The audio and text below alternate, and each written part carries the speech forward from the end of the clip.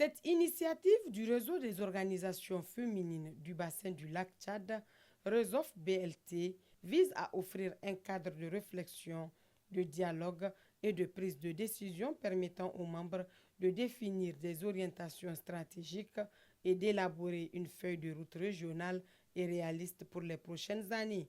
Depuis quelques années, notre réseau s'est progressivement affirmé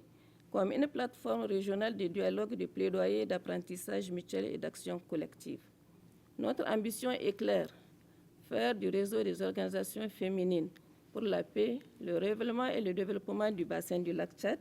une organisation régionale forte, crédible, influente et capable d'accompagner durablement les réponses aux défis de paix, de sécurité, de résilience climatique, de gouvernance inclusive et d'autonomisation économique des femmes. L'un des moments forts de cette rencontre sera l'adoption de l'appel de Niamey pour la résilience et le leadership des femmes du bassin du lac Tchad. Cet appel portera sur notre vision commune.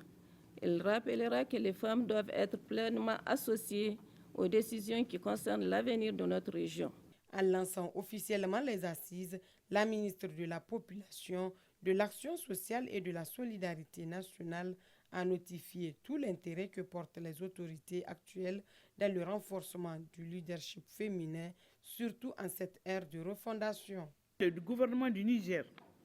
considère que les femmes ne doivent plus être perçues uniquement comme des bénéficiaires des politiques publiques, mais comme des partenaires stratégiques de la prévention des conflits, de la médiation, de la gouvernance et de la consolidation de la paix. J'accorde également une attention particulière à l'initiative visant à adopter l'appel de Niamey pour la résilience et le leadership des femmes du bassin du lac Tchad. Plusieurs autres interventions, et non des moindres, ont donné un cachet particulier à ces assises.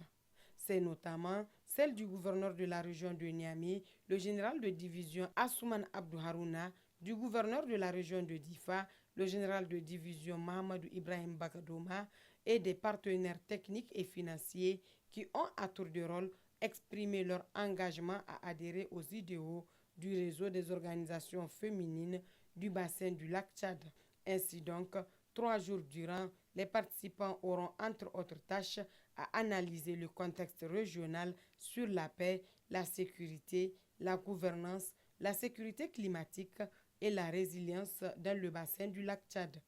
et à présenter et valider la feuille de route régionale triennale.